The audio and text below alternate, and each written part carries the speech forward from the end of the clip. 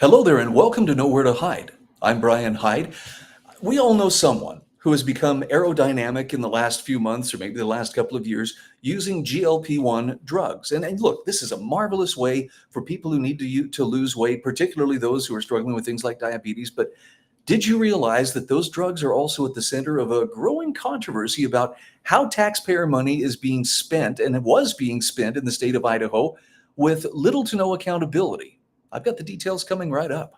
All reporters are biased, the Idaho Press Club are biased, all media, newspaper, radio. To be completely blunt here, Brian, and there are plans to expand indoctrination. That's right. Well, Idahoans are also concerned. Horror shot. That line would be moving a little bit farther west. I'm like crying. Nobody wants to see dark money is influencing policy in our state. Well, that's not how this works. Once again, welcome to Nowhere to Hide. I don't know if you caught this, but just last month, the state announced that moving forward, starting, I believe, in November, the state insurance plan for state employees and their families would no longer cover these GLP-1 drugs. Now, again, some of us know about this, the injection that, will help people lose weight without, extraordinary exercise or diets or, gastric bypass surgery or anything like that. It's really kind of a neat thing until you start to learn how much the cost of these drugs have gone up. And this is where it gets very interesting from the standpoint of an Idaho taxpayer. In fact, I want to refer you to a wonderful article by Rachel Hazlett from the Idaho Freedom Foundation. This was published back on September 19th. Weight loss drugs pack on the fat to state spending. Now, I know you've heard concerns. Don't you realize we have a budget deficit in the state? Why, it could be $80 million. I think I saw the Idaho Capital Sun report. And there's an excellent article on the Idaho Freedom Foundation website from Fred Birnbaum, which talks about how it's not so much a matter of, oh, yeah, we're not taking in enough tax revenue so much as the spending has been continuing to grow and grow and grow. And I know this is something we hit a lot, but wait till you see this example of how spending can grow, and sometimes without people really being aware of this. So Rachel tells us, well, isn't that generous? The Group Insurance Advisory Committee, or GIAC, under the Office of Group Insurance, or OGI, within the Department of Administration, a lot of departments that work here for the state, ever the example of fiscal responsibility, unilaterally decided to extend the GLP-1 weight loss drugs to the Employee Health Benefits Plan for the previous few years. But don't worry, she tells us, when it was first presented to the committee in 2021, the cost estimate was merely $10,000. I mean, that's practically paying us to take these weight loss drugs, except that wasn't exactly correct. Now, this is from the actual minutes from the GIAC meeting. And you can see there the date, December 14th, 2021, cost of the plan for these low-cost, easy implementation, low disruption weight loss medications, $10,000. And I mean, look, for some people that may sound like, well, that's a lot, but others would say, well, that's such a good bargain. Why would they possibly pass on something like that? Well, they didn't. And actually, it was in place until this year. But as Rachel tells us, what turns out here is that minor addition to the benefits package has actually ballooned into a staggering, are you sitting down? $30 to $50 million estimated to hit the state budget. 30 to 50 million. Okay, this isn't just an oops. This isn't just a misplaced decimal point. That's 3,000 to 5,000 times more than what was originally projected. She says it's not just a budgeting error. That's a misappropriation of an egregious amount of money, taxpayer money. But there are two big issues that stand out, and this is what I would hope you would consider if you haven't looked into this as of yet. The critical questions that need to be answered, first of all, deal with lack of transparency. By all accounts, the public wasn't made aware of the benefits expansion, and it was approved without legislative oversight. Why is that important? Because that's why we elect legislators. That's one of the things that we trust them with, is to provide oversight for the spending of those taxpayer funds. Now, there was a senator, Kevin Cook, and one representative, Brooke Green, sitting on the committee at the time that was approved. Why didn't they speak up? But even GIAC oversight was seemingly ignored in the September 5th decision to end coverage for the GLP-1 medications. In fact, it appears the OGI consulted with the director of the Department of Administration, that would be Stephen Bailey, and the governor's office, and regents, rather than letting it go to the GIAC board again. So why not? Well, this is from the memo that was sent out on September 4th. And it just tells you there's going to be this elimination of weight loss medication coverage effective November 1st. Coverage for all medications prescribed for weight loss will be discontinued. Now, it won't change the impact of coverage for GLP-1 medications when they're prescribed for the treatment of diabetes. But these are some of the familiar names that you may be familiar with as far as weight loss, the weight loss shots. Wegovy, Saxenda, Zepbound, any GLP-1 medication prescribed primarily for weight loss, regardless of FDA approval or off-label use. Now, from here, they offer some explanation. Why are we making this change? Well, this decision, they say, is based on a combination of factors, including rapidly increasing costs. Oh, you noticed that, did you? When exactly did that kick in over the last 4 years? But okay, well, let's continue. Weight loss-related GLP-1s are among the fastest-growing expenses in the state's health plan. Okay, there were sustainability concerns. Without changes, these rising costs would negatively affect premiums, deductibles, and overall plan design. So yeah, it could raise the cost significantly for those who are on the state insurance plan. Also, clinical and financial review, current evidence doesn't justify continued coverage of these medications at current usage levels and pricing. Okay, that one sounds a little more boilerplate. But next, they have some frequently asked questions that were in this Office of Group Insurance memorandum that was issued on September 4th.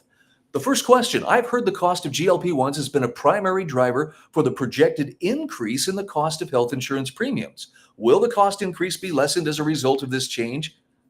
Listen carefully to the answer. Yes, the increase will be reduced by approximately $30 to $50 million annually, resulting in savings for both the employer and employee shares.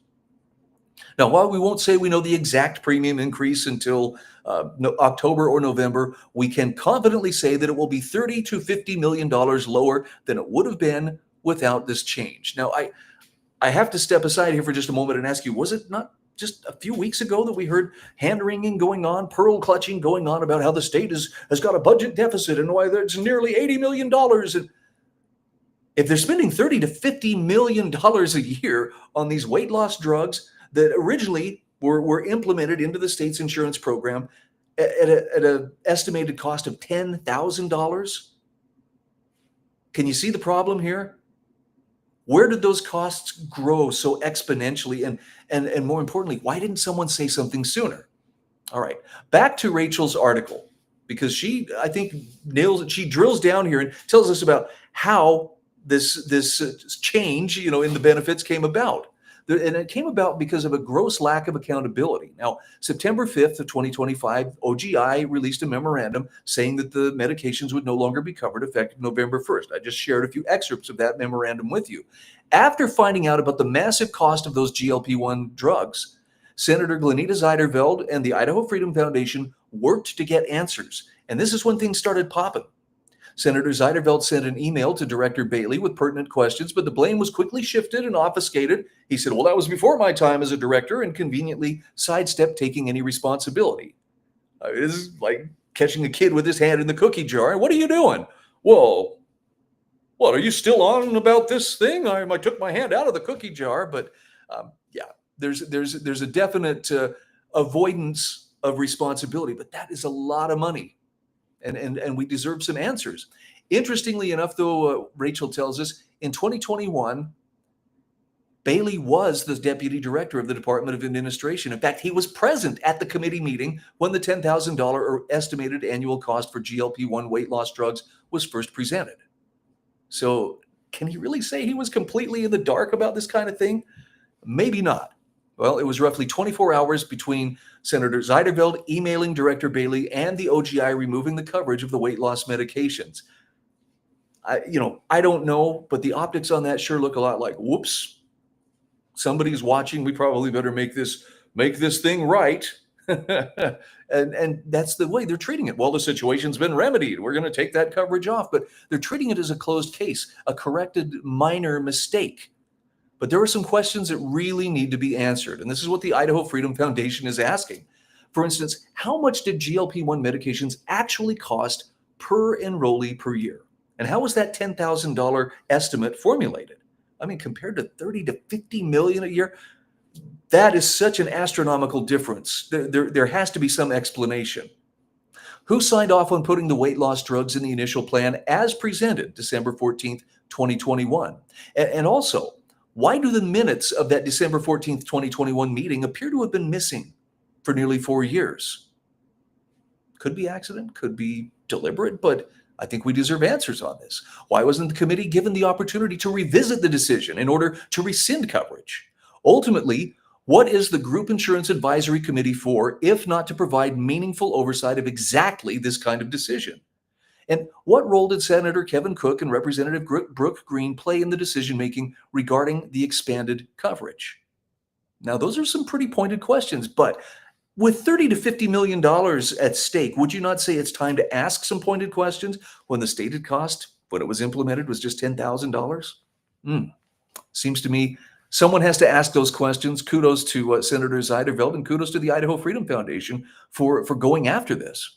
And the most painful irony of all, Rachel tells us, is that the governor just called for holdbacks this year. Remember this, a 3% reduction across most state agencies with the exclusion of K through 12 education. Meanwhile, the Department of Administration quietly flushed $25.5 million down the drain on a benefit expansion that was misrepresented from the start, with millions more projected on the horizon. And it looks for all the world like they changed it because, oops, somebody noticed. Rachel says that's not how government agencies should allocate funds. Benefit increases requiring public funds should be appropriated by the legislature. That's where the accountability comes from. And she says, we at the Idaho Freedom Foundation will demand more answers and follow up with the details in the coming months. Accountability is a must. And I want to point out, too, that Idaho Freedom Foundation President Ron Nate began a new video segment today that I think it's called Ron's, hang on, I'll give you the correct name here. It's Ron's Wednesday Windup. And if you want to learn about this, he talks about this in some detail. It's worth hearing about. Those who attended Senator Glenita Zeiderveld's backyard bash over the weekend heard Ron make some remarks on this as well.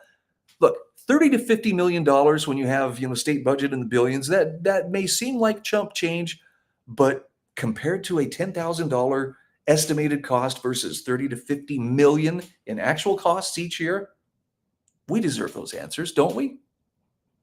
Yeah, it's okay. It's not rude to be asking, what are you doing with my taxpayer money? And just know you've got people on your side, likewise trying to find out those answers. I'm Brian Hyde, and this is Nowhere to Hide.